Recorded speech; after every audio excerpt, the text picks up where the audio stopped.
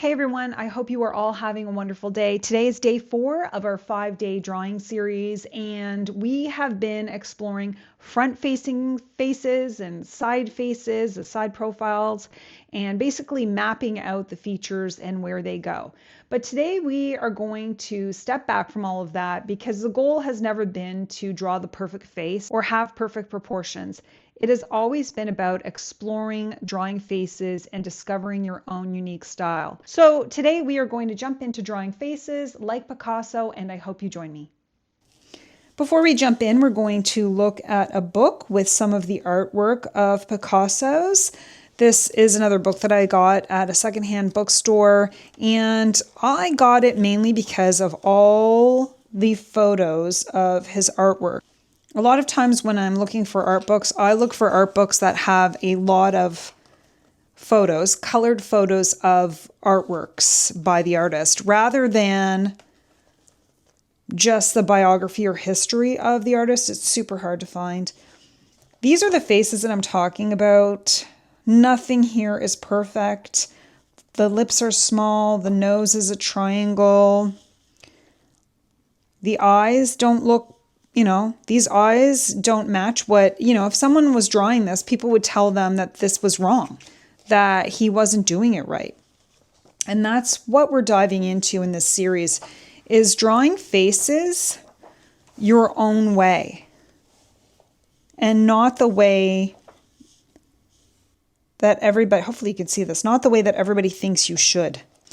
Picasso had the ability to draw realism and draw faces realistically. If you look at some of his older artwork, you could see he was drawing like everyone else or painting like everyone else. And then he just sort of broke free from that.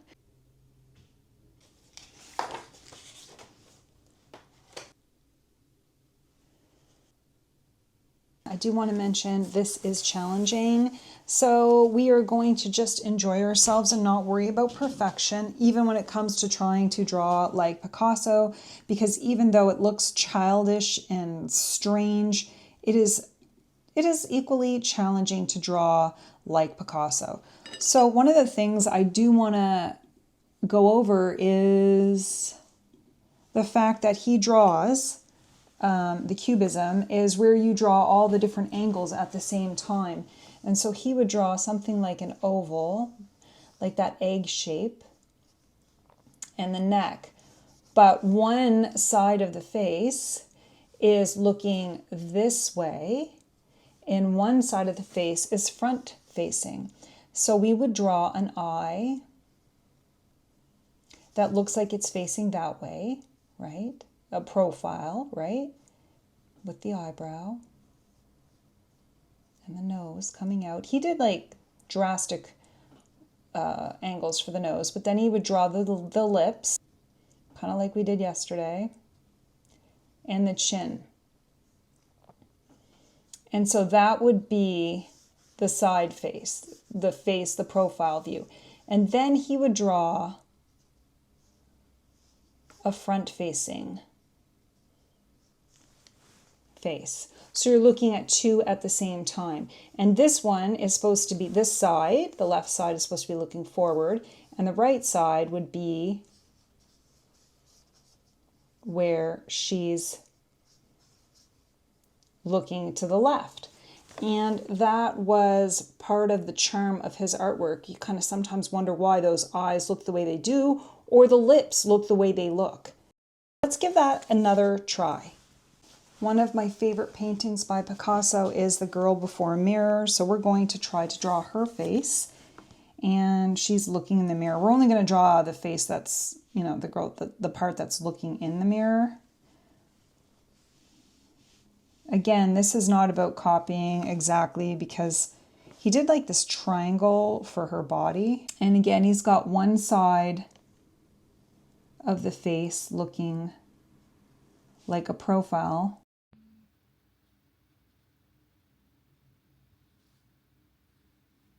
And even though with this one, he drew the eye like you would draw an eye looking forward, but this is the profile. And we'll have her hair coming out.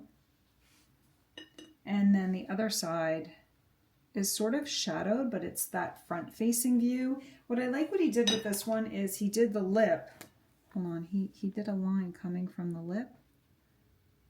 Like this one is a side profile, but then he did that. And the nose was a strong profile. And he had her arm coming up, but again, it was like geometric, and nothing about this was perfect.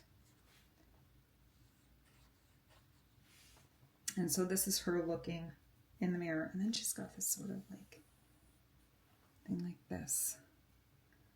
And there was a lot of geometric shapes in the background and color blocking, which I really like.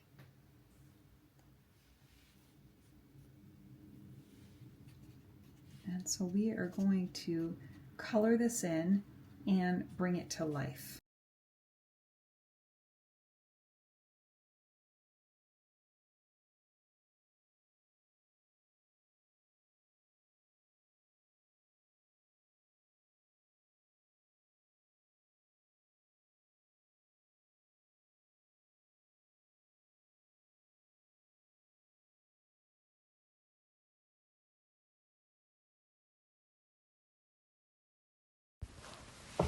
Picasso made you think about faces differently by layering the multiple viewpoints together and having the features sort of go in different directions. Picasso transformed the face into something ever shifting rather than something that's fixed or realistic. He obviously went so far away from realism. His portraits invited us to assemble meaning from the fragments of the faces, because an eye was here, a nose was there, a curve there. There was no certainty in what you were looking at. You almost had to rebuild the face. But by doing that, it almost suggested that a person can't be fully understood in a single glance or a single image, really. He captured the experience of seeing a person from different positions and different angles all at once.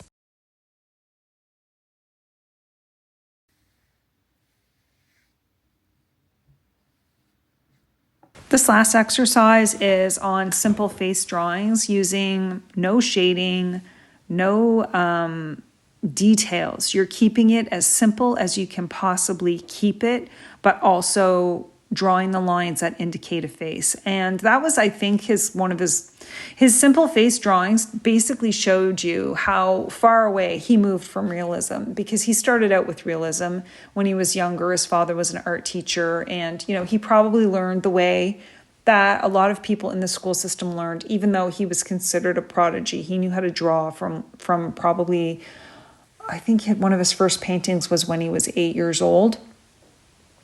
So his simple face drawings just reflect the idea of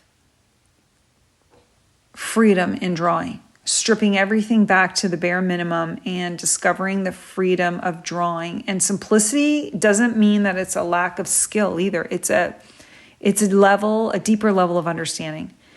Super hard to do. I had a real challenge with the dove. I don't even know if that looks like a dove, but that is supposed to be a dove. And I was happy with the face.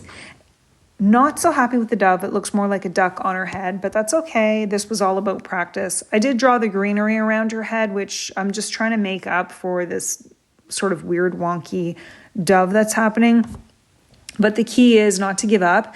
Sometimes I find like that first drawing or the first few drawings are going to be sort of a struggle as you try to figure out how to keep it simple. I really struggled with that. But as you can see, as I get on with the next two drawings, I become much more comfortable with drawing these faces and drawing the doves.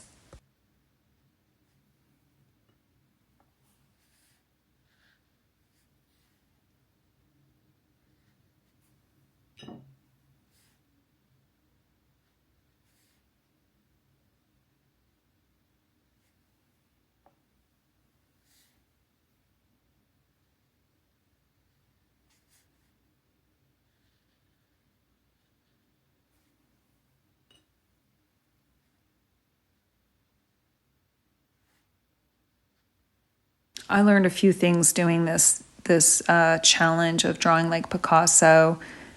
I know everything is harder than it seems, but drawing simply like this, like really breaking it down, is extremely challenging. And I'm going to continue on practicing. I love the way that he drew a nose.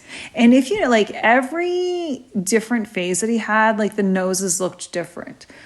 The one with the cubism where his noses always looked different, like they were very exaggerated, but with these ladies, you could see, I find that the lips were really small and the nose was really small. But it was really, really challenging to do this, but also really rewarding. And I'm really excited at the end of this 5 days of drawing faces to go back and look at all of the faces that I've drawn. And if you're in my Facebook group, I am going to check that out later on this week. I can't wait to see what everyone's done. It's been so much fun seeing the incredible artwork of the folks that are drawing along with me. My Facebook is Krista Irene Art, and the group is Creative Flow with Krista Irene. I'll leave a link, or I'll leave the details in the comment section. I'll leave the details in the description of this video so you can find that. But I can't wait to hear from you how it went for you.